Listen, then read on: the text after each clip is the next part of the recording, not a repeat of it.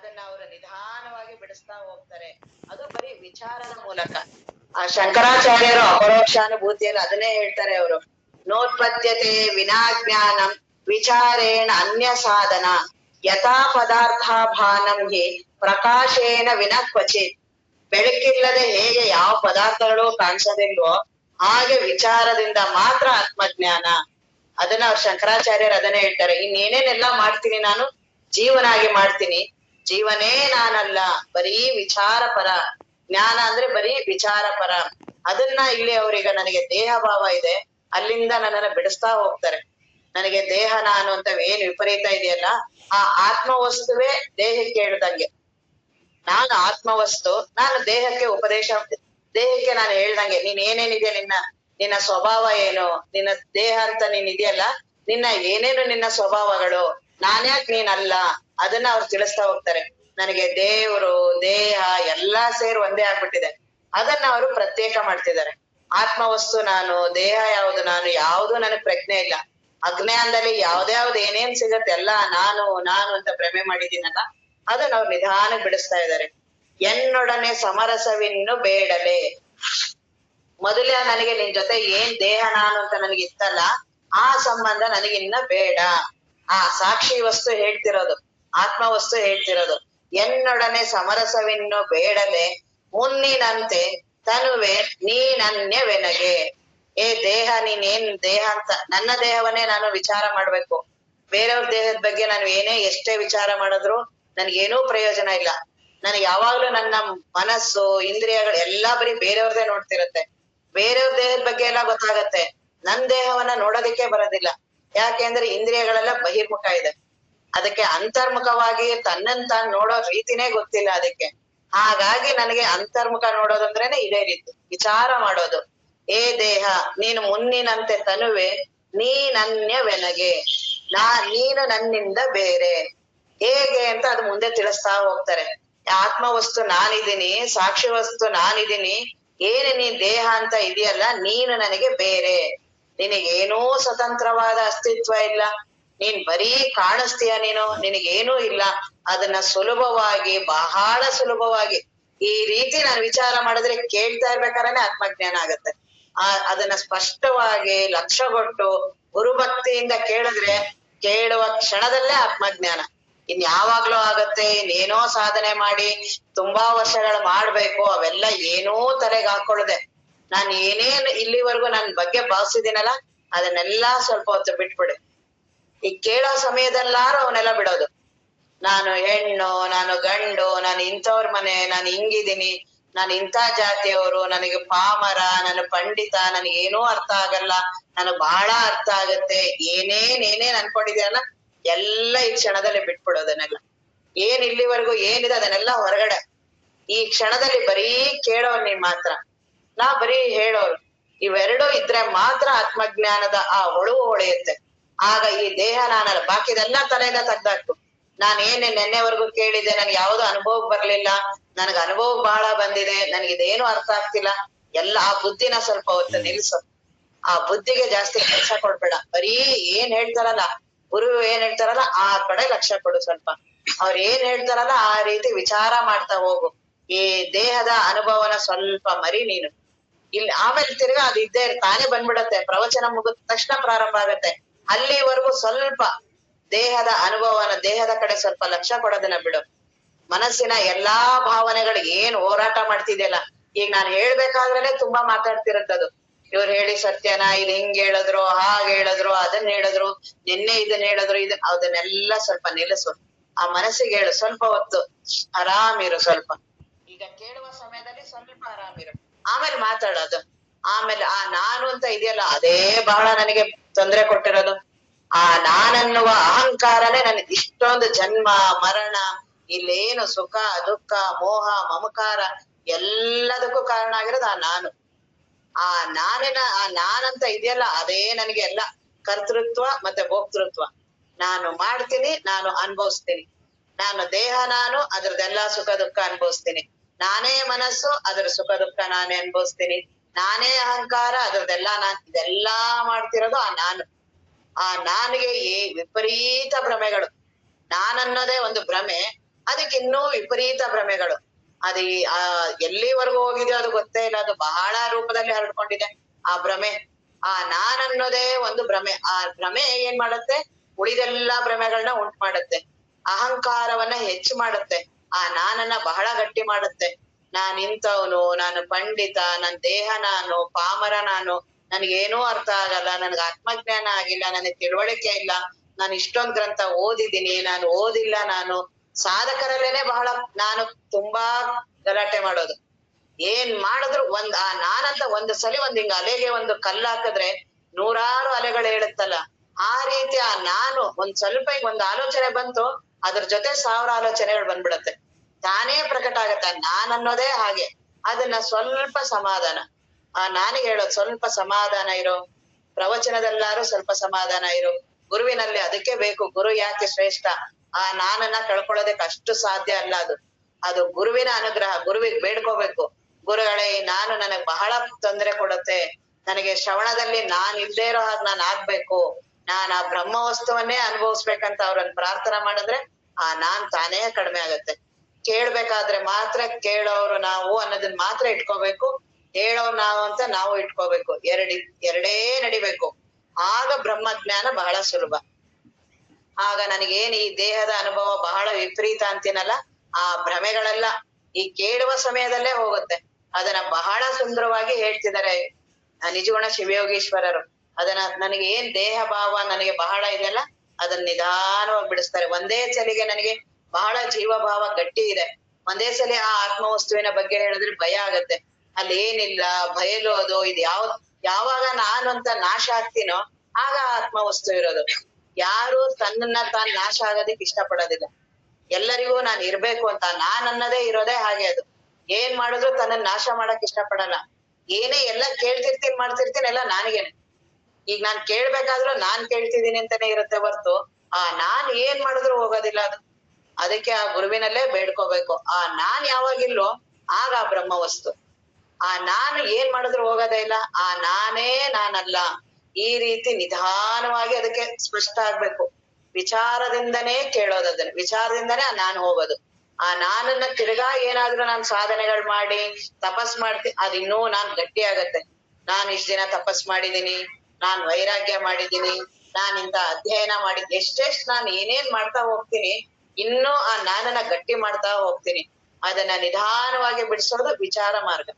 ಜ್ಞಾನ ಮಾರ್ಗದ ಒಂದದಿಂದನೇ ಆ ನಾನು ಚಿಜ್ಜಡ ಗ್ರಂಥಿ ಪೂರ್ತಿ ನಾಶ ಆಗೋದು. ಇನ್ನೆಲ್ಲಾ ಸಾಧನಗಳು ಆ ನಾನನ್ನ ಸ್ವಲ್ಪ ಸಡಿಲಗೊಳಿಸುತ್ತೆ.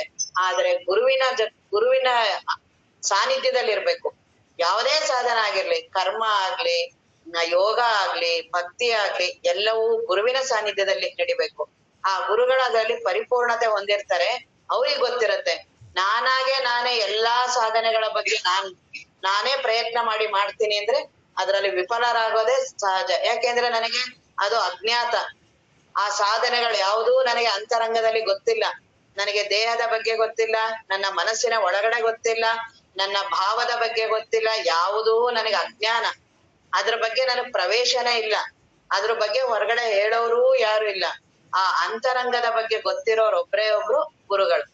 ಅದಕ್ಕೆ ಗುರುವಿಗೆ ಪ್ರತಿ ಕ್ಷಣ ಬೇಡ್ಕೋಬೇಕು, ನಾನು ಏನ್ ಮಾಡಿದ್ರು ಮಾರ್ಗವನ್ನ ತಪ್ಪಬಾರ್ದು, ಆತ್ಮಜ್ಞಾನ ಒಂದೇ ನನ್ನ ಲಕ್ಷ್ಯ ಇರ್ಬೇಕು. ಮನಸ್ಸು ಬಹಳ ಮೋಸ ಮಾಡುತ್ತೆ, ಬುದ್ಧಿನೂ ಸಹ ಬಹಳ ಮೋಸ.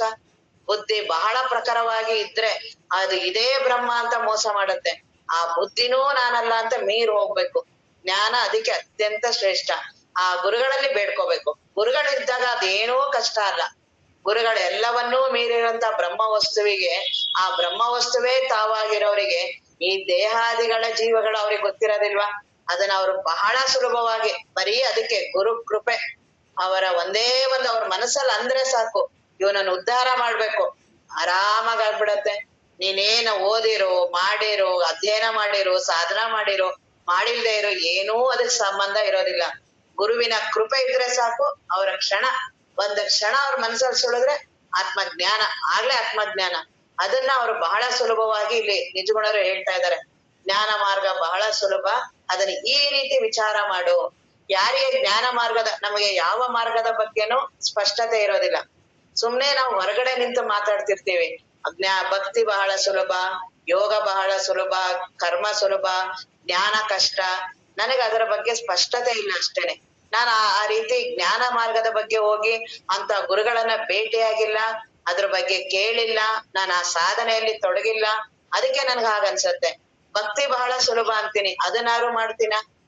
ಭಕ್ತಿ ಬಹಳ ಸುಲಭ ಆಗಿದ್ರೆ ಮೀರಾಬಾಯಿ ಅವ್ರ ಜೀವನ ನೋಡಿ, ಎಲ್ಲಾ ಭಕ್ತಿ ಮಾರ್ಗದವರೆಲ್ಲ, ಭಕ್ತ ಕುಂಬಾರರನ್ನ ನೋಡಿ, ತುಕಾರಾಮರ ಜೀವನವನ್ನ ನೋಡಿ, ಅವ್ರೇನ್ ಒಂದು ದಿನ 2 ದಿನಕ್ಕಾದ್ರ ಭಕ್ತರವರು? ಇಡೀ ಅವರ ದೇಹ ಮನಸ್ಸು ಎಲ್ಲವೂ ತುಕಾರಾಮರಿಗೆ ವಿಠಲ ವಿಠಲ, ಅದು 1 ದಿನ 2 ದಿನದಲ್ಲ. ಭಕ್ತ ಕುಂಬಾರರು ಅವರಿಗೆ ಇಡೀ ಅವರ ದೇಹ ಮನಸ್ಸು, ಅವರಿಗೆ ಹೊರಗಡೆ ಜೀವನನೇ ಅವ್ರಿಗಿಲ್ಲ. ಯಾರು ಭಕ್ತರಿದಾರೋ ಅವ್ರು ಹೊರಗಡೆ ಬದುಕೇ ಇಲ್ಲ. ಮೀರಾಬಾಯಿಗೆ ಏನು ಅಂತ ರಾಜಮನೆತನ ಎಲ್ಲಾ ಇದ್ರುನು ಅವ್ರಿಗಾದ್ರೆ ಯಾವ್ದಾರ ಪರಿಜ್ಞಾನನೂ ಇಲ್ಲ. ಬರೀ ಆ ಕೃಷ್ಣನಲ್ಲೇ ಅವರ ತನ್ಮಯತೆ. ತುಕಾರಾಮರು ಸಹ ಭಕ್ತ ಕುಂಬಾರವ್ರದ್ದು ಕೇಳಿದೀವಲ್ಲ, ಆ ಮಗುನ ಅವರು ತುಳಿಬೇಕು ಅಂದ್ರೆ ಅವ್ರು ಮೈ ಮರೆತೆ ಎಷ್ಟು ಆ ಬ್ರಹ್ಮ ವಸ್ತುವಿನಲ್ಲಿ, ಆ ಭಗವಂತನಲ್ಲಿ ಅವ್ರು ಒಂದಾಗಿದ್ರು.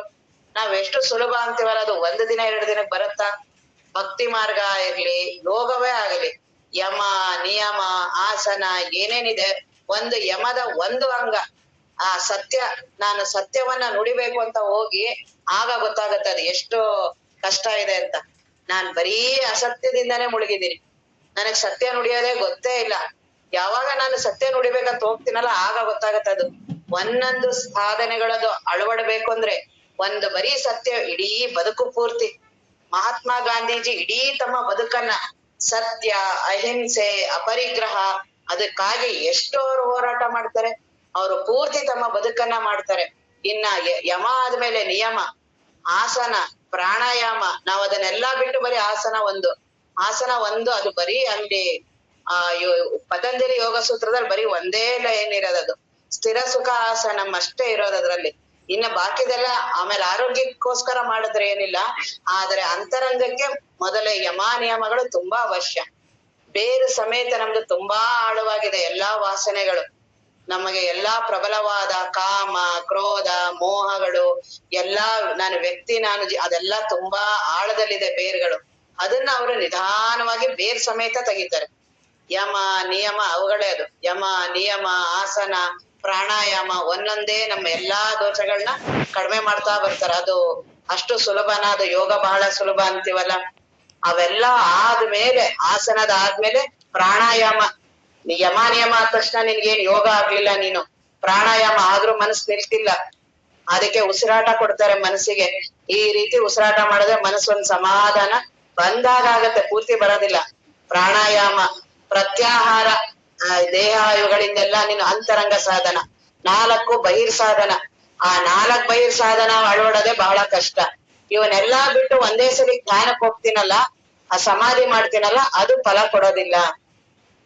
ವಾಪಸ್ ಪುನಃ ಸಮಾಧಿಯಿಂದ ನಾನು ಆಚೆ ಬಂದ್ರೆ ಮೊದಲಿನ ರೀತಿನೇ ಯಾಕಾಗತ್ತೆ ಅಂದ್ರೆ ಈ ರೀತಿ ಯಮ ನಿಯಮಗಳ ಸಾಧನೆಗಳಿಲ್ಲ.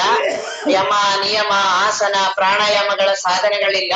ಒಂದೇ ಸಲಿಗೆ ನಾನು ಧ್ಯಾನ ಕೂತ್ಕೋತೀನಿ, ನಾನು ಪ್ರತ್ಯಾಹಾರ ಆಗೋದಿಲ್ಲ. ಅದು ಮನಸ್ಸಿಗೆ ಬಹಳ ಸಂಸ್ಕಾರಗಳಿದೆ, ಮೂಲ ಅದಕ್ಕೆಲ್ಲ ಇದೆ. ಆ ಸ್ವಭಾವಗಳನ್ನೆಲ್ಲ ತೆಗಿಬೇಕಾಗಿದೆ. ಅದಕ್ಕೆ ಯಮ ನಿಯಮಗಳು ಬೇಕು, ಗುರುಗಳು ಅತ್ಯಂತ ಅವಶ್ಯಕ. ಗುರುಗಳಿಂದ ಯಾರೂ ಯೋಗ ಸಾಧನದಿಂದ ಪರಿಪೂರ್ಣರಾಗಿರೋರು ಇಲ್ಲಿವರೆಗೂ ಇಲ್ಲ. ಎಲ್ಲಾ ಸಾಧನಗಳಿಗೂ ಗುರುಗಳ ಅವಶ್ಯಕತೆ. ಹಾಗಾಗಿ ಯೋಗ ಸಾಧನ ಬಹಳ ಸುಲಭ ಅಂದವರಿಗೆ. ಇನ್ನ ಕರ್ಮ ಸಾಧನನ ಎಲ್ಲಿ ಸುಲಭ ಇದೆ? ಏನು ಕರ್ಮ ಮಾಡೋದು ಅಷ್ಟು ಸುಲಭನ? ಅದ್ರಲ್ಲಿ ನಿಷ್ಕಾಮ ಕರ್ಮದನ್ನ ನಾವು ಕಲ್ಪನೆನೇ ಮಾಡ್ಕೊಳಕ್ ಆಗೋದಿಲ್ಲ. ಮೊದಲು ಎಲ್ಲ ಇದ್ರು, ತುಂಬಾ ಮಹಾತ್ಮರೆಲ್ಲರೂ ನಿಷ್ಕಾಮ ಕರ್ಮ ಮಾಡಿರೋರು ಇದ್ದಾರೆ. ವಚನಕಾರರಲ್ಲೂ ಬರ್ತಾರೆ. ನಮ್ಮ ಸಮಾಜ ಸುಧಾರಣೆಯನ್ನ ಮಾಡಿದವರೆಲ್ಲ ನಿಷ್ಕಾಮ ಕರ್ಮದವರು. ಕಲ್ಕತ್ತಾದಲ್ಲೆಲ್ಲ ಇದ್ರಲ್ಲ, ಬಾಲಗಂಗಾಧರ ತಿಲಕ್ ಅವರು, ರಾಜಾರಾಮ್ ಮೋಹನ್ ರಾಯ್, ಅವರೆಲ್ಲರೂ ನಿಷ್ಕಾಮ ಕರ್ಮದವ್ರೇನೆ. ಸತಿ ಸಹಗಮನ ಪದ್ಧತಿ ಎಲ್ಲ ಕಳ್ಸುದು, ಅದನ್ನೆಲ್ಲ ಮಾಡಿದ್ರಲ್ಲ, ಅದನ್ನ ಯಾರವರು, ರಾಜಾರಾಮ್ ಮೋಹನ್ ರಾಯ್, ಅವರೆಲ್ಲರೂ ಸಹ ಅವರೆಲ್ಲ ನಿಷ್ಕಾಮ ಕರ್ಮ. ಆದ್ರೆ ಅದು ಅಷ್ಟು ಸುಲಭ ಅಲ್ಲ. ನಾವು ಯಾವುದೇ ಕರ್ಮವನ್ನ ಮಾಡ್ಬೇಕಾದ್ರೆ ಏನಾರು ಫಲ ಇಟ್ಕೊಂಡೇ ಮಾಡ್ತೀವಿ. ಏನೂ ಫಲ ಬೇಡ ಅಂತ ಮಾಡೋದು ಬಹಳ ಕಷ್ಟ. ಹಾಗಾಗಿ ಯಾವ ಸಾಧನಗಳನ್ನೇ ಮಾಡ್ಲಿ, ಅವೆಲ್ಲವೂ ಅಂತರಂಗವನ್ನ ಪರಿಶುದ್ಧ ಮಾಡುತ್ತೆ, ಎಲ್ಲವೂ ದೇವನೆಡೆಗೆ ಕರ್ಕೊಂಡು ಹೋಗುತ್ತೆ. ಅವೆಲ್ಲದಕ್ಕಿಂತ ಅತ್ಯಂತ ಶ್ರೇಷ್ಠ ಜ್ಞಾನ ಮಾರ್ಗ, ಬಹಳ ಸುಲಭ. ಯಾಕಂದ್ರೆ ಬರೀ ಇಲ್ಲಿ ಏನೂ ಮಾಡೋ ಹಾಗಿಲ್ಲ, ಬರೀ ಗುರುಗಳು ಹೇಳ್ತಾರೆ ಬಂದ್ ಸುಮ್ ಕೇಳೋದಷ್ಟೇ. ಇಲ್ಲಿ ಯಾವ ಬಹಳ ಕಷ್ಟ ಕಠಿಣ, ನಿಮ್ಗೆ ಈ ರೀತಿನೇ ಕುತ್ಕೋಬೇಕು, ಮನಸ್ಸನ್ನ ನಿಗ್ರಹ ಮಾಡಿ, ದೇಹ ಬಹಳ ಹೀಗಿರ್ಬೇಕು, ಹಿಂಗೆ ಕುತ್ಕೋಬೇಕು, ನೇರವಾಗಿ ಉಸಿರಾಟದ ಕಡೆ ಗಮನ ಕೊಡಿ, ಯಾವ್ದೇ ನಮ್ಗಾಗಲ್ವೋ ಅದ್ಯಾವ್ದಾರು ಹೇಳ್ತಾರ? ಹೆಂಗಾದ್ರೂ ಬಾ, ಹೇಗಾದ್ರೂ ಬಾ, ಬಂದ್ ಸುಮ್ ಕುತ್ಕೋ. ಬರೀ ಗುರುಗಳು ಹೇಳೋ ಕಡೆ ಸುಮ್ನೆ ಒಂಚೂರು ಲಕ್ಷ್ಯ ಕೊಡು.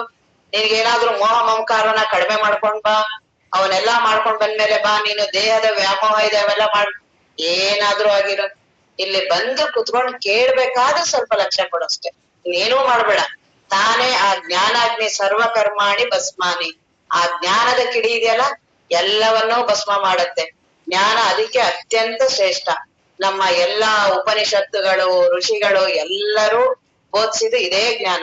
ಅದಕ್ಕೆ ಜ್ಞಾನವನ್ನು ತತ್ವಮಸಿ, ಅಹಂ ಬ್ರಹ್ಮಾಸ್ಮಿ ಇವೆಲ್ಲವೂ ಅತ್ಯಂತ ಉತ್ಕೃಷ್ಟ ಬೋಧನೆಗಳವು.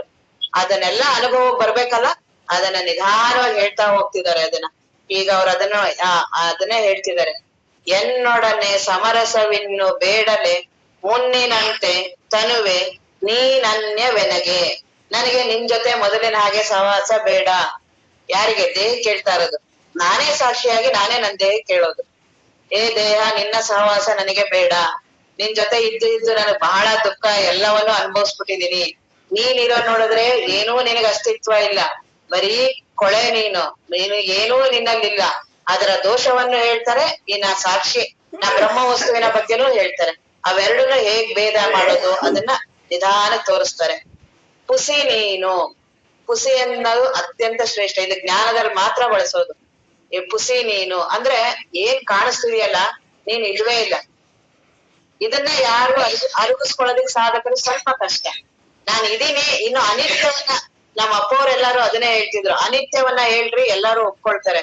ಒಂದು ದಿನ ಇದು ಬಂದಿದೆ, ಇದು ಬದಲಾವಣೆ ಹೊಂದುತ್ತೆ ಅಂತ ಹೇಳಿ ಒಂದಿನ ಮರೆಯಾಗತ್ತೆ ಅಂದ್ರೆ ಅನಿತ್ಯ ಎಲ್ಲರೂ ಒಪ್ತಾರೆ. ಪುಸಿ ಅಂದ್ರೆ ಯಾರು ಒಪ್ಪಲ್ಲ. ನೀನ್ ಇಲ್ವೇ ಇಲ್ಲ ಅಂದ್ರೆ ಯಾರು ಒಪ್ಪಕ್ಕಾಗತ್ತೆ? ನಾನು ಇದ್ದೀನಲ್ಲ, ಇಲ್ಲಿ ಕೂತಿದ್ದೀನಲ್ಲ, ನನಗ್ ದೇಹ ಇದೆಯಲ್ಲ ಅಂತೀನಲ್ಲ, ಅವ್ರಂತಾರೆ ಪುಸಿ ನೀನು ಬರೀ ಕಾಣಿಸ್ತಾ ಇದ್ಯಾ. ಹೇಗೆ ಆ ನದಿಯಲ್ಲಿ ಒಂದು ಗುಳ್ಳೆ ಕಾಣಿಸುತ್ತಲ್ಲ, ಅದಕ್ಕೇನಾದ್ರು ಸ್ವತಂತ್ರ ಅಸ್ತಿತ್ವ ಇದೆಯಾ? ಬರೀ ಕಾಣಿಸಿರೋದು. ಆ ನೊರೆ ಗುಳ್ಳೆ ನೀರಿನಲ್ಲಿ ಕಾಣಿಸುತ್ತಲ್ಲ, ಏನಾದ್ರೂ ಅಸ್ತಿತ್ವ ಇದೆಯಾ ಅದಕ್ಕೆ? ನೀನು ಹಾಗೆ ಈ ದೇಹ ಕಾಣಿಸ್ಕೊಂಡಿದ್ದು, ನೀನೇ ನಿನ್ನ ದೇಹವನ್ನ ನೋಡು. ನೀನೆಲ್ಲಿ ಹುಟ್ಟೋದಕ್ಕಿಂತ ಮೊದ್ಲಿದ್ದೆ? ಸುಮ್ನೆ ಕಾಣಿಸ್ಕೊಂಡೆ. ಈಗ ಈ ರೀತಿ ಕಾಣಿಸ್ತಿದ್ಯಾ ಬರೀ ನೀನು, ಒಂದಿನ ಮರೆ ಆಗ್ತೀಯ ಅಷ್ಟೇ. ಸುಮ್ನೆ ಇಲ್ಲೆಲ್ಲ ಏನೇನೋ ನಾನು ಆಗಿದ್ದೀನಿ, ಈಗಿದ್ದೀನಿ, ಯೌವನ ಬಾಲ್ಯ ಇವೆಲ್ಲ ಭ್ರಮೆ ನಿಂದು. ಆ ಗುಳ್ಳೆ ತಾನೇ ಎಲ್ಲ ಭಾವಿಸ್ಕೊತಿರುತ್ತಲ್ಲ, ನಾನು ಇಂಥ ಗುಳ್ಳೆ, ದೊಡ್ಡ ಗುಳ್ಳೆ ನಾನು, ಸಣ್ಣ ಗುಳ್ಳೆ ನಾನು, ಈ ತರ ಅಂತೆಲ್ಲ. ಅದಕ್ಕೇನಾದ್ರು ಗುಳ್ಳೆಗೆ ಅಸ್ತಿತ್ವ ಇದೆಯಾ? ಬರೀ ಸುಮ್ನೆ ಹಿಂಗ್ ಕಾಣಿಸ್ಕೊಂಡಿದ್ದು. ಒಂದಿನ ಹಿಂಗ್ ಅದು ಒಂದೇ ಕ್ಷಣ ಹಿಂಗ್ ಪಟ್ ಅಂತ ಮರೆ ಆಗ್ಬಿಡತ್ತೆ ಅದು. ಹಾಗೆ ಈ ದೇಹನುವೆ ಹುಸಿ ನೀನು, ನಿಜ ನಾನು. ನೀನ್ ದೇಹ ಆ ರೀತಿ, ಆದ್ರೆ ನಾನ್ ಯಾವ ರೀತಿ ಇದ್ದೀನಿ? ನಾನ್ ಯಾವಾಗ್ಲೂ ಇರೋ ಅಂತವನು ನಾನು, ನಿನ್ನಂಗೆ ಹಿಂಗೆ ಮರೆಯಾಗೋನಲ್ಲ ನಾನು. ಈ ದೇಹ ನೀನ್ ಈ ರೀತಿ, ನೀನು ಪುಸಿ, ನಿನಗ ಅಸ್ತಿತ್ವ ಇಲ್ಲ, ನನಗ ಅಸ್ತಿತ್ವ ಇದೆ. ನಾನ್ ಆ ಬ್ರಹ್ಮ ವಸ್ತು ಇದ್ದೀನಿ, ನಾನ್ ಯಾವಾಗ್ಲೂ ನಾನಿದ್ದೀನಿ, ನಿನಗೆ ಅಸ್ತಿತ್ವ ಇಲ್ಲ. ಮಲವೆರಡರ ಬೆಸುಗೆ ನೀನು, ನಿನ್ ದೇಹ ನೀನ್ ಹೇಗಿದ್ಯಾ? ಮಲವೆರಡು ಅಂದ್ರೆ ಕೊಳೆ. ನನ್ನ ದೇಹ ಕೊಳೆ. ಅದು ಯಾವ್ದು? ತಂದೆಯ ಕೊಳೆ, ತಾಯಿಯ ಕಾರ್ಮಿಕ ಮಲ ಅದೆಲ್ಲ ಹೇಳ್ತಾರಲ್ಲ, ಅದೆಲ್ಲ ಒಟ್ಟು ಕೊಳೆನೆ. ಕೊಳೆನೆ ವಿವರ್ಸ್ ಹೇಳಿದ್ರೆ ಕೊಳೆನೆ ತಾನೇ ಅದು. ಅದು ತಾಯಿಯಿಂದ ಕೆಲವು ಪದಾರ್ಥಗಳಿಂದ ಆಗತ್ತೆ, ಮತ್ತೆ ತಂದೆಯಿಂದ ಆಗತ್ತೆ. ಇವೆರಡೂ ಸೇರಿ ಈ ದೇಹ ಬಂದಿದೆ. ಏನ್ ಬಹಳ ಶುದ್ಧವಾಗಿದೆಯಾ? ಒಂದು ದಿನ ಸ್ನಾನ ಮಾಡ್ಲಿಲ್ಲ ಅಂದ್ರೆ ಗೊತ್ತಾಗತ್ತೆ ಅದ್ರದ್ದು ಸ್ವಭಾವ ಏನು. ಇನ್ನ ವಯಸ್ಸಾದಾಗ ಅವ್ರಿಗೆ ಮಾಡ್ಕೊಳಕ್ ಆಗ್ತಿರೋದ್ರಲ್ಲ, ಆಗ ದೇಹ ಎಷ್ಟು ವಿಕಾರ ಆಗಿರತ್ತದು, ಎಷ್ಟು ಅವ್ರ ಕೈಗೆ ಆಗೋದಿಲ್ಲ, ಸುಕ್ಕಾಗಿರತ್ತೆ, ಮುಪ್ಪಾಗಿರತ್ತೆ. ಅಲ್ಲೇ ಅವ್ರಿಗೆ ಎದ್ದು ಹೋಗೋದಿಕ್ಕಾಗಲ್ಲ, ಅಲ್ಲೇ ಮಲಮೂತ್ರ ವಿಸರ್ಜನೆ, ಕಣ್ಣು ಮೂಗು ಎಲ್ಲಾ ಕಡೆಯಿಂದ ಸೋರ್ತಿರತ್ತೆ. ಬಹಳ ಸ್ವಚ್ಛನ ಈ ದೇಹ. ಯೌವನದಲ್ಲಿ ಸ್ವಲ್ಪ ಇದ್ರಲ್ಲಿ ಬಹಳ ಸ್ವಚ್ಛ ಅನ್ನಂಗ್, ಬಹಳ ಚೆನ್ನಾಗಿ ಅನ್ನಂಗ್ ಕಾಣಿಸ್ತಿದೆ, ಭ್ರಮೆಯಿಂದ ಅದುವೆ. ಬರೀ ಹೊರಗಡೆ ಹಂಗ್ ಕಾಣಿಸ್ತಿದೆ, ನೀನ್ ಅದೇ ಒಂದು ದಿನ ಸ್ನಾನ ಮಾಡಕ್ ಬಿಟ್ ನೋಡು. ಮಲವೆರಡರ ಬೆಸುಗೆ ನೀನು. ಬಹಳ ನನ್ ದೇಹ ನಾನು ತುಂಬಾ ಅಭಿಮಾನ ಪಡ್ತೀಯಲ್ಲ, ನಾನ್ ಬಹಳ ಚೆನ್ನಾಗಿದ್ದೀನಿ, ನಾನ್ ಹಿಂಗ್ ಕಾಣಿಸ್ಬೇಕು, ನಾನ್ ಹಂಗ್ ಕಾಣಿಸ್ಬೇಕು, ದೇಹಕ್ಕೆ ಏನೂ ಆಗ್ಬಾರ್ದು, ತಲೆ ಕೂದ್ಲು ಒಂದು ಬೆಳ್ಳಗಾಗ್ಬಾರ್ದು, ಮುಖದಲ್ಲಿ ಸುಖ ಬರಬಾರ್ದು, ವಿಪರೀತ ನನ್ಗೆ ಅದ್ರ ಮೇಲ್ ಭ್ರಮೆ ಇದೆಯಲ್ಲ. ನಾನೆಲ್ಲಾ ಅದ್ರ ಬಗ್ಗೆ ನನ್ನ ಬದುಕೆಲ್ಲ ಬರೀ ದೇಹದ ಮೇಲೆ ನಿಂತಿರೋದು. ದೇಹ ನನ್ಗೆ ಯಾರು ಹೊಗಳಿದ್ರೆ ಎಷ್ಟು ಖುಷಿ. ಇವತ್ ಬಹಳ ಚೆನ್ನಾಗ್ ಕಾಣಿಸ್ತೀರ ಅಂದ್ರೆ ಏನ್ ಖುಷಿ ಆಗ್ಬಿಡುತ್ತೆ. ಏನ್ ಇವತ್ತು ಒಂದ್ ಸ್ವಲ್ಪ ಚೆನ್ನಾಗೇ ಕಾಣಿಸ್ತಿಲ್ವಲ್ಲ, ಯಾಕ ಅವ್ರ ಹಂಗಂದ್ರು ಬಂದ್ ಫಸ್ಟ್ ಕನ್ನಡಿ ನೋಡ್ತೀನಿ. ಏನಂಗ್ ಕಾಣಿಸ್ತಿಲ್ವಲ್ಲ, ಅವ್ರ ಯಾಕ ಹಂಗಂದ್ರು, ನಾ ಚೆನ್ನಾಗೇ ಇದೀನಲ್ಲ ನಾನು, ಬರೀ ಅದೇ ಕತೆ. ಇನ್ ಯಾರಾದ್ರೂ ಸಣ್ಣ ಏನಕ್ಕೆ ಸಣ್ಣ ಆಗ್ಬಿಟ್ಟಿದೀರಾ ಅಂದ್ರೆ ಪೂರ್ತಿ ಅವತ್ತೆಲ್ಲಾ ಕೊರಗದು, ನಾನ್ ಸಣ್ಣ ಆಗ್ಬಿಟ್ಟಿದೀನಿ, ಸಣ್ಣ ಆಗ್ಬಿಟ್ಟಿದೀನಿ, ಇನ್ ದಪ್ಪ ಆಗಿದ್ದೀನಿ, ಬರೀ ಇದೆಲ್ಲ ದೇಹದ್ದೇನೆ. ಮತ್ತೆ ಇದೇನ್ ಆತ್ಮ ವಸ್ತುವಿನ ಬಗ್ಗೆನ? ನನ್ನ ಜೀವನ ಎಲ್ಲ ಬರೀ ದೇಹ ಭ್ರಮೆ ಮೇಲೇನೆ. ಆ ದೇಹ ಏನದು? ಮಲವೆರಡರ ಬೆಸುಗೆ, ಬಹಳ ಶುದ್ಧವಾಗಿರೋದ. ನಾನು ಹುಟ್ಟಿರುವ ಜಾಗ ಎಂತದು ಅಂತ ನೋಡು. ಎಷ್ಟ್ ಸಲಿ ಹೇಳಿದ್ರು ನೋಡ್ದಂಗ್ ಮಾಡೋದು, ವಾಪಸ್ ತಿರ್ಗಾ ಅದ್ರಲ್ಲೇ ಇರೋದು, ಆ ಕೊಳೆ ಒಳಗಡೆನೆ ಇರೋದು. ಆ ಅಪ್ಪೋರ್ ಆ ಕತೆ ಹೇಳ್ತಾರಲ್ಲ, ಆ ಕಪ್ಪೆಗಳೆಲ್ಲ ಆ ಕೆಸರಿನೊಳಗಡೆ ತುಂಬಾ ವಾಸ ಮಾಡ್ಕೊಂಡು ಅಲ್ಲಿ ಸೊಳ್ಳೆ ನೊರೆ ಗೊಜ್ಜೆ ಏನೇನಿರುತ್ತೆ ಅದ್ರೊಳಗಡೆ ಬಹಳ ಆನಂದವಾಗಿದ್ವಂತೆ. ಆ ಬಂಡೆ ಕಲ್ಲಿರುತ್ತೆ, ಅದ್ರ ಕೆಳಗಡೆ ಕೊಚ್ಚೆ ನೀರಿರುತ್ತೆ, ಆ ನೀರ್ ಒಳಗಡೆ ಅವೆಲ್ಲ ಫುಲ್ ವಾಸವಾಗಿರುತ್ತೆ. ಒಂದ್ ಹಂಸ ಬಂತಂತೆ ಹಿಮಾಲಯದಿಂದ, ತುಂಬಾ ಪರಿಶುದ್ಧ, ಬಹಳ ಶುಭ್ರವಾದ ಅದು, ಅದಕ್ಕೇನೂ ಯಾವುದರ ಅಂಟಿಲ್ಲ. ಆ ಹಂಸ ಪಕ್ಷಿ ಅಂದ್ರೇನೆ ತುಂಬಾ ಸುಂದರವಾಗಿ ಪರಿಶುದ್ಧವಾಗಿರುವಂತದ್ದು. ಅದು ಬಂದ ಅಂತಂತೆ ಅದು ಕಪ್ಪೆಗೆ ಬಾ, ಅಲ್ಲಿ ತುಂಬಾ ಚೆನ್ನಾಗಿದೆ, ಅಲ್ಲಿ ಎಷ್ಟು ಸುಂದರವಾಗಿದೆ ಎಲ್ಲ, ಅಲ್ಲೂ ಇದೇ ರೀತಿ ನೀರಿದ್ಯಾ ಅಂತ ಕೇಳ್ತಂತದು. ಇಲ್ಲ ಹಂಗಾರೆ ನಾನು ಅಲ್ಲಿಗೆ ಬರಲ್ಲ ನಾನು ಅಂತಂತ. ಆ ರೀತಿ ನಾವು ಈ ಮಲವೆರಡರ ಬೆಸುಗೆ, ಈ ದೇಹ ಅಷ್ಟೊಂದು ಕೊಳೆ ಇದೆ, ಅಷ್ಟೊಂದು ಅನಿತ್ಯ ಇದೆ, ಅದು ಏನು ವಾಸನಾಮಯ ಇದೆ ಅದು ಅಂತ. ಮತ್ತೆ ಮಾಂಸ ಇಡೀ ದೇಹದ ಮೇಲ್ಗಡೆ ಒಂದು ಕವರ್ ಆಗಿದೆ ನಿನ್ಗೆ ಅಷ್ಟೇನೆ.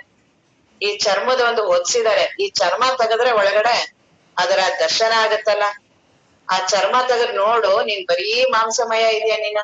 ಅವ್ರ ಯಾಕೆ ಅಷ್ಟೊಂದು ಅಭಿಮಾನ ಪಡ್ತೀಯ? ದೇಹ ನಾನು ದೇಹ ನಾನು ದೇಹ ನಾನು ಅಂತ ವಿಪರೀತ. ಅವ್ರ ಇದನ್ನ ನಿನಗೆ ದರ್ಶನ ಮಾಡಿಸ್ತಿದ್ದಾರೆ, ಅದ್ರದ್ದು ಏನಿದೆ ಅದ್ರ ಸತ್ಯತೆ ತೋರಿಸ್ತಿದ್ದಾರೆ. ನೀನ್ ಅದನ್ನ ಏನೋ ಮಾಡ್ಬಿಡು ಏನೋ ಬಿಡು ಅಲ್ಲ, ಅದ್ರ ಸ್ವಭಾವ ನೋಡಿದು. ಆ ದೇಹದ ಸ್ವಭಾವ ಇರೋದೇ ಹೀಗೆ. ಅದು ಮಲವೆರಡರ ಬೆಸುಗೆ, ಅದು ಕೊಳೆಯಿಂದ ಆಗಿರುವಂತದ್ದು ಈ ದೇಹ. ಅದು ಎಂತ ಜಾಗದಲ್ಲಿ ಹುಟ್ಟಿರೋದು ನಾನು? ಕ್ರಿಮಿ ಕೀಟ ಮಲ ಮೂತ್ರ ಅಂತ ಜಾಗದಲ್ಲಿ ನಾನು ಹುಟ್ಟದೆ. ಹುಟ್ಟಿ ನಾನು ಆಚೆ ಬಂದು ತಿರ್ಗಾ ನನಗ್ ನನ್ ದೇಹದೊಳಗಡೆ ಇರೋದಾದ್ರೆ ಏನು? ಬಹಳ ಶುಭ್ರವಾದ ವಸ್ತುಗಳಿದ್ಯಾ? ಎಲ್ಲವೂ ಮಾಂಸಮಯ ಅಂತ ಮಲವೆರಡರ ಬೆಸುಗೆ ನಾನು. ಆದ್ರೆ ನಾನ್ ಆ ರೀತಿ ಅಲ್ಲ. ದೇಹ ನೀನ್ ಈ ರೀತಿ ಇದೆಯಾ, ನಾನ್ ಯಾವ್ದು? ನಾನು ಅತಿ ಶುದ್ಧ, ನಾನು ತುಂಬಾ ಶುದ್ಧ. ನನಗೆ ಯಾವುದರ ಸ್ಪರ್ಶವೂ ಇಲ್ಲ. ಈಗೇನು ಮಲ ಕೊಳೆ ಗಿಳೆ ಇದೆಯಲ್ಲ, ನಾನ್ ಆ ರೀತಿ ಇಲ್ಲ. ನಾನು ಇರೋದು ಯಾವ ರೀತಿ? ನಾನ್ ಶುದ್ಧವಾಗಿದ್ದೀನಿ, ನಾನು ಪರಿಶುಭ್ರವ, ನಾನು ಆ ಬ್ರಹ್ಮವಸ್ತು ನಾನು. ಮುಂದೆ ಕರ್ಮ ದೇಳಿಗೆ ನೀನು ಈ ಕರ್ಮದಿಂದ ನೀನು ಬಂದಿರೋದು, ಪೂರ್ವ ಜನ್ಮದ ಕರ್ಮದಿಂದ, ಆ ಕರ್ಮಗಳ ಬೆಸುಗೆಯಿಂದ ನಿನ್ನ ದೇಹ ಸೃಷ್ಟಿಯಾಗಿದೆ. ಅಲ್ಲಿ ಯಾವ ರೀತಿ ನಿನ್ನ ಪ್ರಾರಬ್ಧ ಕರ್ಮ, ಅದು ಸಂಚಿತ ಕರ್ಮ, ಆಗಾಮಿ ಕರ್ಮ, ಏನ್ ಈ 3 ಕರ್ಮಗಳಿದೆಯಲ್ಲ, ಅದ್ರಿಂದ ಈ ದೇಹ ಸೃಷ್ಟಿ ಇರೋದು. ಈ ದೇಹದ ಸೃಷ್ಟಿ ಆಗಿರೋದೇ ಕರ್ಮದಿಂದ. ಅದ್ರಿಂದನೇ ಕುಳ್ಳಕ್ಕೆ ಎತ್ತರಕ್ಕೆ ಕಪ್ಪು ಈವು ಕಾಯಿಲೆ ಎಲ್ಲವೂ ಕಾಣಿಸೋದು ಅದ್ರಿಂದ, ಕರ್ಮದಿಂದನೇ. ನೀನು ಒಂದು ಮನೆಯಲ್ಲಿ ಹುಟ್ಟಿರೋದು ಎಲ್ಲವೂ ಆ ಕರ್ಮದಿಂದನೇ. ನೀನು ಏನು ನಿನ್ನ ಜೀವ ಬುದ್ಧಿ ಕರ್ಮಾನುಸಾರಣೆ, ಮತ್ತೆ ನನ್ನ ವಿಚಾರಗಳೆಲ್ಲವೂ ಆ ಕರ್ಮದ ಅಧೀನನೇ. ಇಡೀ ನನ್ನ ಬದುಕೆ ಕರ್ಮದ ಅಧೀನದಲ್ಲಿ. ಈ ದೇಹ ಆ ಕರ್ಮದ ಮೇಲೆ ನಿಂತಿದೆ. ಯಾವಾಗ ಒಂದು ದಿನ ಆ ಕರ್ಮದ ನಿಲ್ಲುತ್ತೋ ಆ ಕ್ಷಣ ದೇಹ ಹೊರಟೋಗುತ್ತೆ. ಆ ಕರ್ಮ ಎಲ್ಲಿ ನಿಲ್ಲುತ್ತೆ ಅದು ನಮಗ್ ಗೊತ್ತಿಲ್ಲ. ಅದು ಅತ್ಯಂತ ರಹಸ್ಯ. ಯಾಕೆ ಪ್ರಾರಂಭ ಆಯ್ತು ಗೊತ್ತಿಲ್ಲ. ಆ ಕರ್ಮ ತಾನೇ ಕರ್ಕೊಂಡ್ ಬರುತ್ತೆ, ಇಂಥವ್ರದೆಲ್ಲಾ ಸಂಬಂಧ ಮಾಡುತ್ತೆ. ಅಪ್ಪ ಅಮ್ಮ ಇವರು ಇಂಥವ್ರು, ಅವ್ರ ಜೊತೆ ಎಲ್ಲ ಸಂಬಂಧ ಮಾಡುತ್ತೆ. ಜೊತೆಗೆ ಹೊರಗಿನ ಸಂಬಂಧಗಳು, ಅಲ್ಲಿ ನಾನು ಆಫೀಸು ಇವರು ಇಂಥದ್ದು ಅದೆಲ್ಲದ್ರ ಜೊತೆ ಸಂಬಂಧ, ನನ್ಗೆ ಇಂತಿಂತವ್ರ ಜೊತೆನೆ ಭೇಟಿ ಆಗತ್ತೆ. ಇವೆಲ್ಲವೂ ಕರ್ಮ ಸಂಬಂಧ.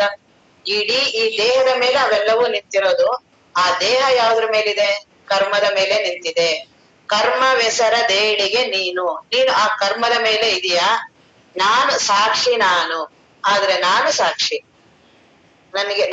ನೀ ದೇಹಕ್ಕೆ ಇದೆಲ್ಲವೂ ಕರ್ಮ. ನಾನ್ ಯಾವ ರೀತಿ ಇದ್ದೀನಿ? ನಾನು ಈ ದೇಹವನ್ನು ನೋಡುವ ಸಾಕ್ಷಿ ನಾನು. ಈ ದೇಹವನ್ನು ನೋಡುವ ಸಾಕ್ಷಿ ನಾನು. ಮನಸ್ಸನ್ನು ಅರಿವು ನಾನು. ಬುದ್ಧಿಯನ್ನು ಅರಿವು ನಾನು. ಇಡೀ ಈ ಜೀವತ್ವವನ್ನೇ ಅರಿವು ನಾನು.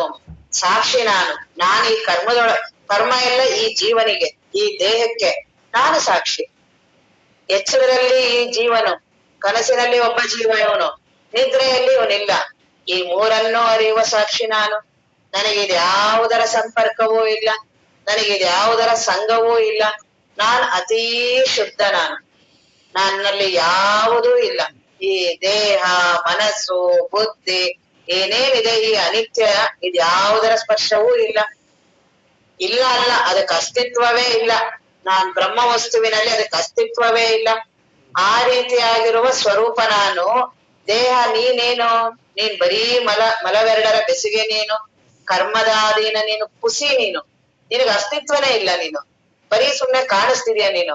ನೀನ್ ಕಾಣಿಸ್ಕೊಂಡು ನೀನ್ ಇಷ್ಟೊಂದು ಅದು ಇದೀನಿ ಅಂತ ಭ್ರಮೆ, ಅದರೊಳಗಡೆ ಹೋಗಿ ಭ್ರಮೆ ಆಗ್ತಿಯಲ್ಲ. ನಾನ್ ಎಂತವನು? ನಾನ್ ಸಾಕ್ಷಿ ನಾನು, ಬ್ರಹ್ಮವಸ್ತು ನಾನು. ಪರಂ ಬ್ರಹ್ಮ ನಿತ್ಯಂ ತದೇವಾಹಮಸ್ಮಿ. ನಾನಿರೋದೇ ಬ್ರಹ್ಮವಸ್ತು. ತಪೋ ಯಜ್ಞ ದಾನಾದಿ ವಿಶುದ್ಧ ತಪಸ್ಸು, ದಾನ, ಯಜ್ಞ ಏನೇನ್ ಮಾಡಿದ್ಮೇಲೆ ನಾನ್ ಸಿಗೋದಲ್ಲ. ನಾನ್ ಇರೋದೇ ಬ್ರಹ್ಮವಸ್ತು ನಾನು. ನೀನಿವೆ ಪುಸಿ ನೀನು. ದೇಹ ನೀನು ಪುಸಿ. ಮಲವೆರಡರ ಬೆಸುಗೆ ನೀನು. ಕರ್ಮದ ಆಧಾರದ ಮೇಲಿರೋದು ನೀನು. ನಿನಗೇನೂ ಅಸ್ತಿತ್ವ ಇಲ್ಲ. ನಾನು ಅತಿ ಶುದ್ಧ ನಾನು, ಸಾಕ್ಷಿ ನಾನು. ನಿನ್ನನ್ನು ಅರಿಯುವ ಸಾಕ್ಷಿ ನಾನು. ಯಾವುದನ್ನ ನಾನು ಅರಿತೀನೋ ಅದು ನಾನು ಇರೋದಿಲ್ಲ. ಸಾಕ್ಷಿ ಅನ್ನೋದು ಅತ್ಯಂತ ಶ್ರೇಷ್ಠವಾದ ಸಾಧನ. ಅದೇ ದೇವನ ಹತ್ರ ಹೋಗುವ ಮೊದಲ ಮೆಟ್ಟಲು. ಅದೇ ಮನನದಿಂದ ನಿಧಿಧ್ಯಾಸನದಿಂದ ಬರೋದು. ಸಾಕ್ಷಿ ಅಂದ್ರೆ ಏನು? ನಾನು ನಿನ್ನನ್ನ ನೋಡ್ತೀನಿ, ನಾನು ನೀನು ಅಲ್ಲ. ಈಗ ನಿನಗಾಗುವ ಯಾವ ಸುಖ ದುಃಖಗಳು ನನಗೆ ಆಗೋದಿಲ್ಲ. ನಿಂದು ನನಗೆ ಯಾಕಾಗತ್ತೆ? ನಿನಗೇನೋ ತಲೆನೋವು ಬಂದಿದೆ, ನನಗೇನ್ ಗೊತ್ತು? ನಿನಗ್ ಹೊಟ್ಟೆ ನೋವು ಬಂದಿದೆ, ನನಗೇನ್ ಗೊತ್ತು? ನಿನ್ನ ಮನಸ್ಸಿನಲ್ಲಿ ಏನೋ ದುಃಖ ಆಗಿದೆ, ನನಗೇನ್ ಗೊತ್ತು? ನನ್ನವರು ಅಂತ ಏನಾದ್ರು ಇದ್ರೆ ಭಾವಿಸ್ತಿರ್ತೀನಿ. ಇಲ್ಲ ಅಂದ್ರೆ ನನಗೇನೂ ಗೊತ್ತಿಲ್ಲ. ಈಗ ಹೊರಗಡೆ ಜಗತ್ತಿನಲ್ಲಿ ಬಹಳಷ್ಟು ಜನ ಇದ್ದಾರೆ. ಅವ್ರ ಯಾರ ಬಗ್ಗೆನೂ ನನ್ಗೇನೂ ಗೊತ್ತಾಗತ್ತಾ? ಅವ್ರ ದೇಹ ಮನಸ್ಸುಗಳು ಏನೇನ್ ವಿಚಾರ ಮಾಡ್ತಿದೆ, ಅವ್ರ ದೇಹದಲ್ಲಿ ಹೊಟ್ಟೆ ಹಸ್ತಿದೆ, ನನ್ಗೇನಾದ್ರು ಗೊತ್ತಾಗತ್ತಾ? ಯಾಕಂದ್ರೆ ನಾನು ಸಾಕ್ಷಿ. ಅವ್ರ ದೇಹನೇ ಬೇರೆ, ನನ್ ದೇಹನೇ ಬೇರೆ. ಹಾಗೆ ನನ್ ದೇಹಕ್ಕೆ ನಾನು ಸಾಕ್ಷಿ. ಯಾಕೆಂದ್ರೆ ಈ ದೇಹವನ್ನ ನಾನು ನೋಡ್ತೀನಿ. ಎಚ್ಚರದಲ್ಲಿ ಈ ದೇಹ ಇದೆ, ಕನಸಿನಲ್ಲಿ ಈ ದೇಹ ಬೇರೆ ರೀತಿ ಆಗತ್ತೆ, ನಿದ್ರೆಯಲ್ಲಿ ಇಲ್ಲದೆ ಇರೋ ಹಾಗೆ ಆಗತ್ತೆ. ಈ ಮೂರನ್ನೂ ಅರಿಯುವ ಸಾಕ್ಷಿ ನಾನು. ಅದನ್ನ ಅವ್ರು ಹೇಳ್ತಾರೆ, ಕರ್ಮ ವಿಸರ ದೇಳಿಗೆ ನೀನು ಸಾಕ್ಷಿ ನಾನು. ಭಾವಿಸೆ ಬಂದವದು ನೀನು ಮೋಕ್ಷವಾನು. ಭಾವಿಸಿ ಭಾವಿಸಿ ಬಂಧನ ಆಗಿದೆ. ನೀನು ಬಂಧನಕ್ಕೆ ಒಳಪಟ್ಟಿರೋನು. ನಾನ್ ಆ ರೀತಿ ಅಲ್ಲ. ನಾನು ಯಾವಾಗಲೂ ಮುಕ್ತ ನಾನು ಯಾವಾಗಲೂ ಅಸಂಗ ನಾನು. ನೀನು ಬಂಧಕ್ಕೊಳಗಾಗಿದ್ಯಾ. ನೀನು ದೇಹ ಬಂಧನಕ್ಕೆ ಒಳಗಾಗಿದ್ಯಾ. ನಾನು ಇಷ್ಟೇ ಪರಿಮಿತಿ ಅಂತ ಆಗಿದ್ಯಾ.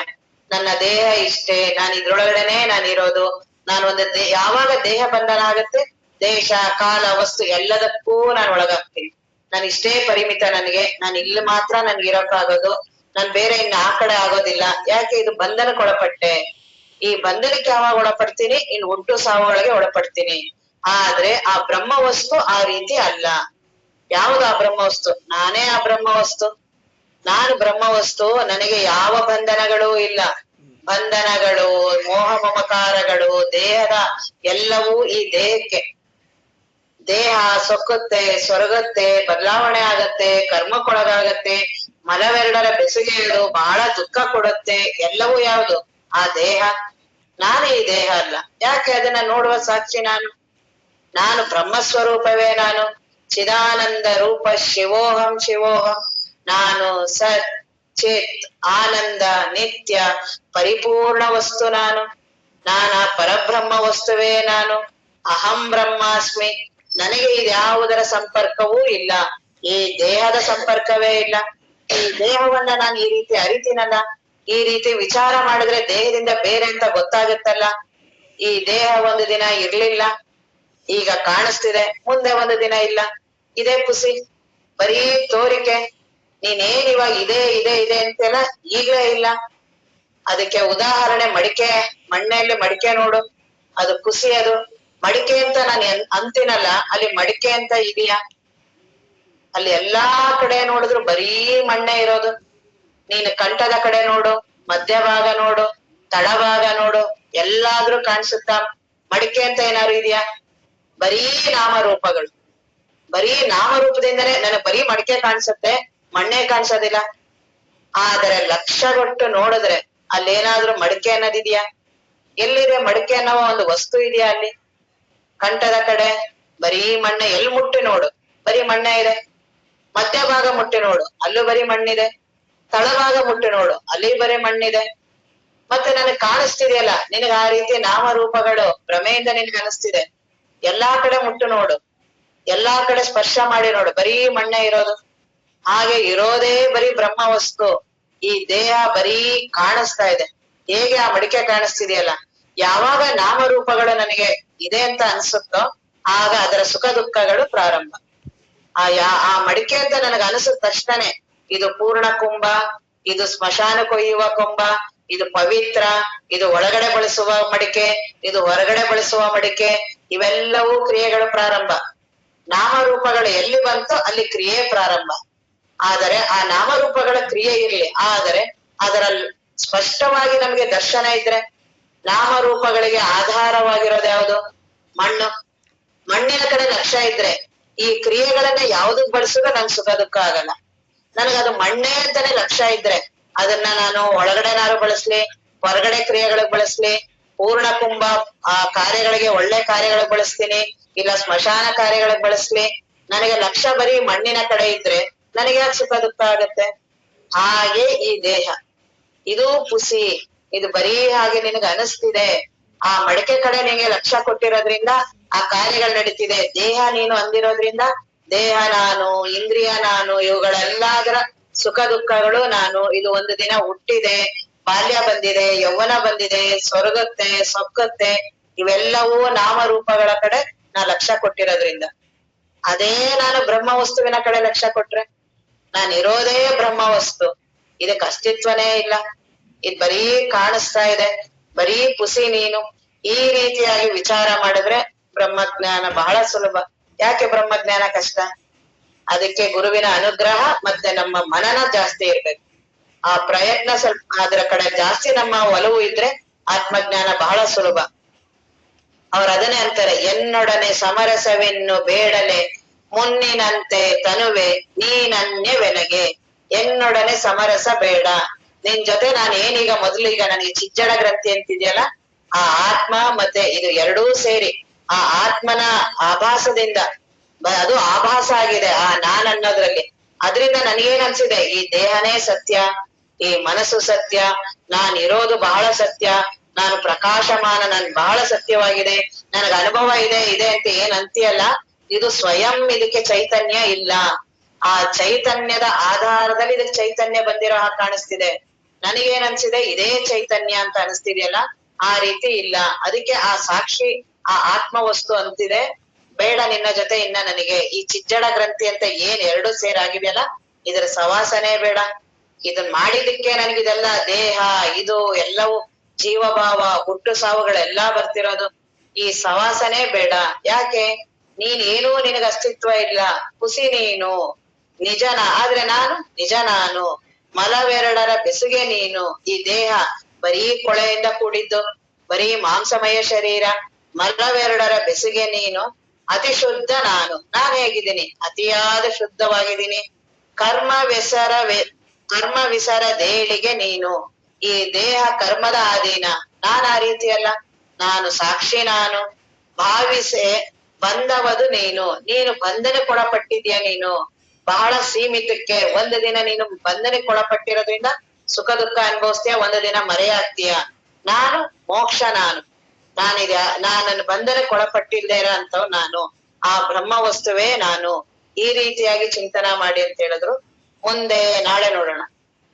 ಓಂ ಪೂರ್ಣಮದ ಪೂರ್ಣಮಿದಂ ಪೂರ್ಣಾತ್ ಪೂರ್ಣಮುದಚ್ಯತೆ ಪೂರ್ಣಸ್ಯ ಪೂರ್ಣಮಾದಾಯ ಪೂರ್ಣಮೇವಾವಶಿಷ್ಯತೆ. ಓಂ ಶಾಂತಿ ಶಾಂತಿ ಶಾಂತಿ.